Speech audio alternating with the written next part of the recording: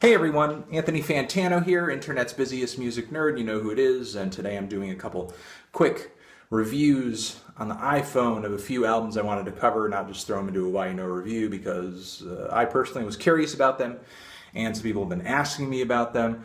The one that I'm going to be talking about here is the new Tobacco record, Sweatbox Dynasty.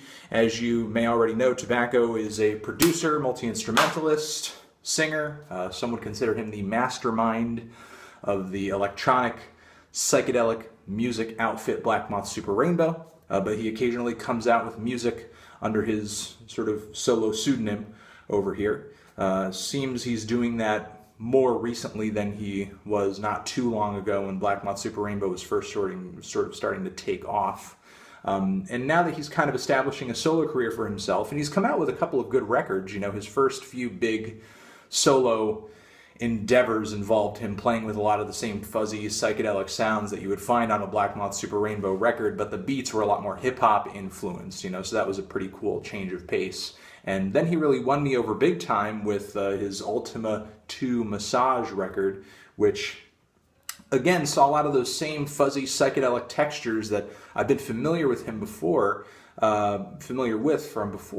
but way more distorted and noisy and experimental and trippy. He just really went down the rabbit hole on that record, which made it pretty interesting.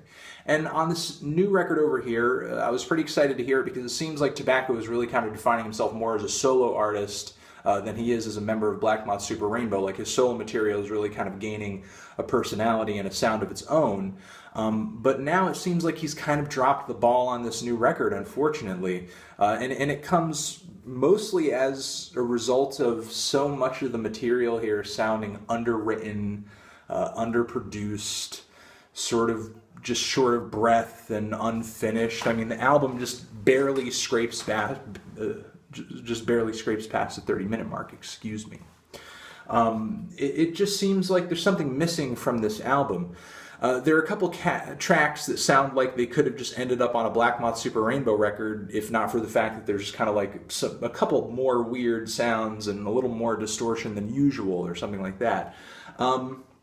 Yeah, I mean, there's nothing particularly special about this record, especially considering it's following up such a great album in his discography, you know. And maybe if you're not at least crazy about Ultima 2 Massage, you can at least admit that that was a unique moment for Tobacco. And now it seems like he's not only failing to push ahead and continue evolving his sound, but he's not even working up to the bar that he set on his previous record, because again, a lot of the material here is so underwritten, it's so lackluster.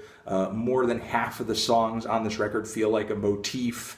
Then there's like a 6-minute song toward the end that's doesn't really justify its length, that feels like it was just tagged on in order to get the track to like an official album's length.